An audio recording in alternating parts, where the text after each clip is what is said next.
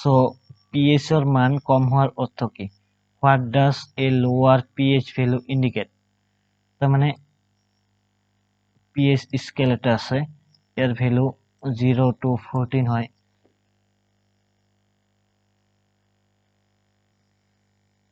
where 7 means not 7তকৈ বেছি হলে কি হয় বেসিক, আৰু 7তকৈ কম হলে এসিডিক, আৰু 7 হলে নিউট্রাল। সো যিমান ইফালে যাব ইমান মোর এসিডিক, যিমান ইফালে যাব মোর বেসিক।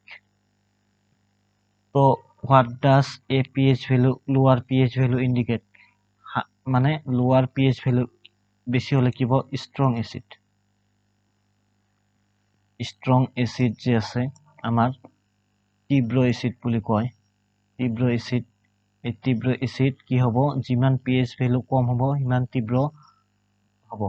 তো অধিক তিক্ততা মোর বেসিক। বেসিক কোনফালে হয় পিএইচ ভ্যালু বাড়িলে, এটা লৈ কমিব কৈছে। অধিক অমৃত মোর এসিডিক, ইয়েস। নিরপেক্ষতা এটো নহয়, নিউট্রাল। তাৰপিছত জলীয়, এইটোও নহয়।